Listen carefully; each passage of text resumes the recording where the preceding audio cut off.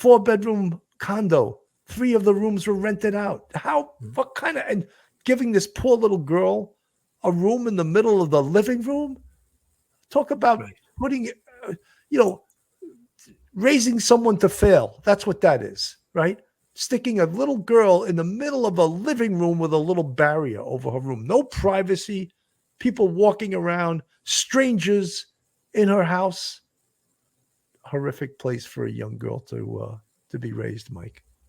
Yeah, Billy, especially a girl who may have some sort of attention deficit disorder. I think at one point, Jennifer said that she had been diagnosed with I'm not what's a proper term, ADHD, something like ADHD, that. yeah. Yeah, that's it.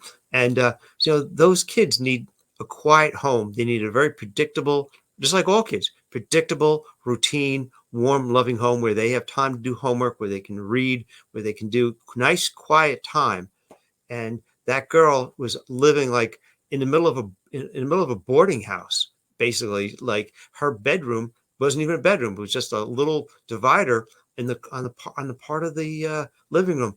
How do you do that? How do you raise that child and say that and consider that okay? Because that child, especially because she did have some special needs that were diagnosed, you got to take care of those things. That wasn't provided, and having those strangers come in and out, that creates a sense of normlessness, and that is not good for Maddie. It's not good for any child, but especially Maddie. And this is a part, I think, of what is driving Chris and Deborah Stern really angry, is that they may have seen, or they were well aware of the environment that Maddie was in, and they want to have Jennifer pay for that and be arrested for that and be charged with that and be held responsible for that. And so they're trying to just kind of help their son by saying, hey, yeah, he did this. We know that. But look at what Jennifer did. She's the one that started the chaos. And we all feel sympathy. We all understand that. But that's what they're looking at. They're trying to grasp that straw to say, yeah, we accept it, but there were other people who were involved and who made it happen or let it happen. And they're not too far off when you think about it at all. Absolutely. Emily Parkinson, thank you for gifting 1 Police Off the Cuff membership to some lucky individual. Emily, thank you so much for that. We have a new member from the generosity of Emily Parkinson. The Stearns has also said in this interview that they were sort of being very, very sympathetic to their son, that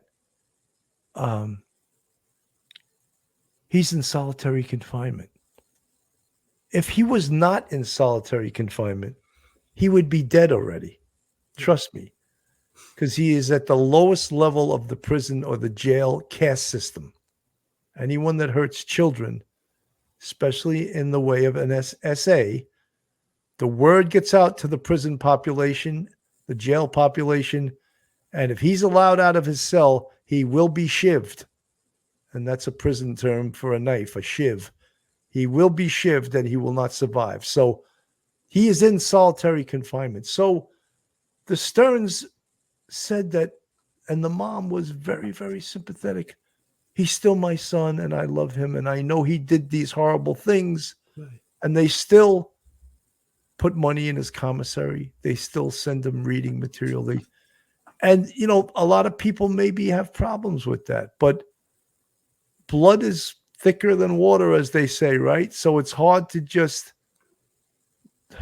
no matter what this individual, and both of them said that they believe he's committed the crimes that they've alleged. They're not saying, oh, he's innocent until proven guilty. They are both saying that they believe he committed these crimes. So, yeah. They never stop being parents, Billy. They never stop being a parent. Right. Is that a reason, Mike, that we or the general public or the true crime community hate them? I mean, you can hate whoever you want. Yeah. I don't think it's good to hate anyone. You could dislike them. Hate is too strong a word, but is that a good reason to hate them? Because they still are supporting their son? And yeah, he's a monster. He's a monster. And I struggle with that, to think about that.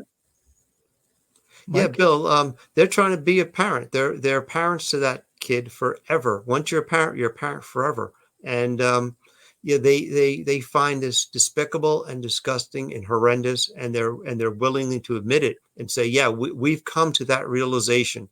We're not putting our head under a rock and pretending, no, he's innocent until proven guilty. We understand, but we are still his parents. And if he can get some coffee, if we can get some commissary privileges, you do it because that is your child. They know that this is the end for him. He's not ever going to be out from behind those bars. His life is over, deservedly so.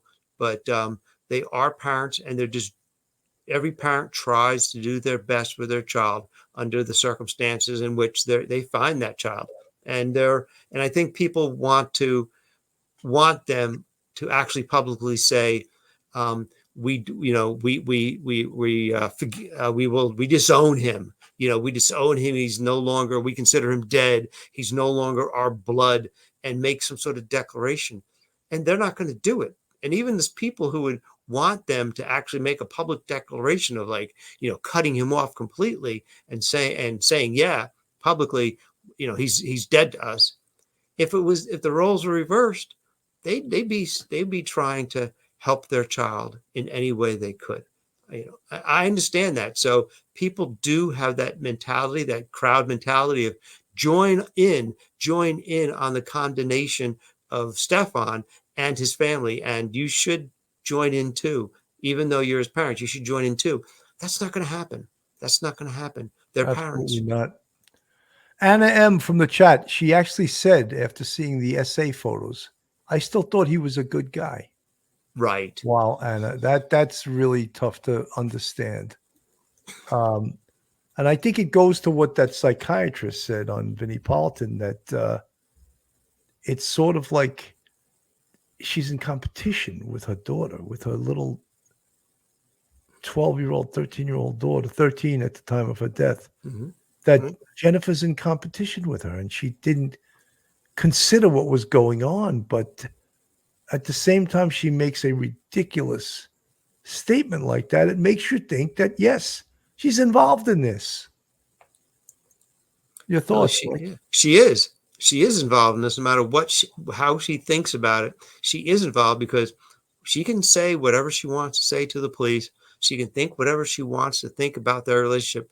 The fact is, you don't get to opt out of being a parent or being a guardian. You have a legal obligation. You can't shuck that off. Nope. She's your daughter, and you have that obligation to provide for your children, to make sure that they're okay.